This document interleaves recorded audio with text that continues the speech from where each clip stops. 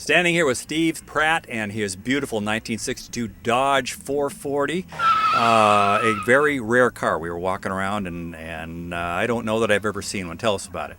Okay, it's one of three known to exist of the 62 Dodge Dart 440 with the 413 Max Wedge engine. It has the original engine and transmission in the car, and we have the documented history back to the original owner.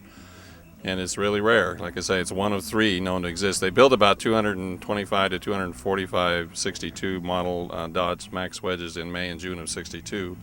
What's really unique about this car is that it's the better model. It's the Dart 440 two-door hardtop, which and it has all the chrome trim.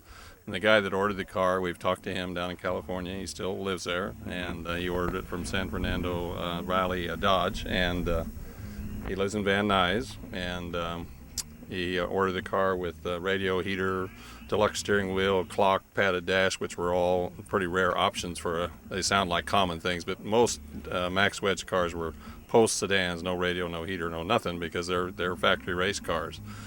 It has all the original intake manifold, exhaust manifolds, and the exhaust factory cutouts, which were really unique for 1962. So they were factory-built drag race cars. What is the actual performance numbers of it? What kind of horsepower do we have, cubic inches?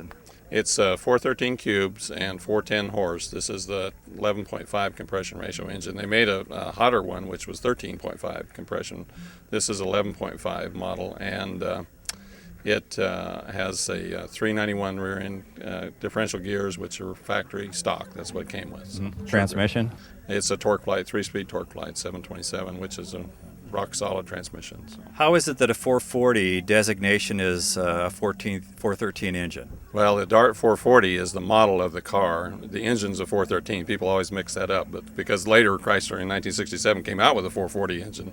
In 62, though, 413 was the biggest engine you could get. So. Do you find people recognize this for what it is? When you're at a car show, people are walking around, and did they stop in their tracks, or do some of them just think, oh, nice old Dodge, and don't realize what's before them?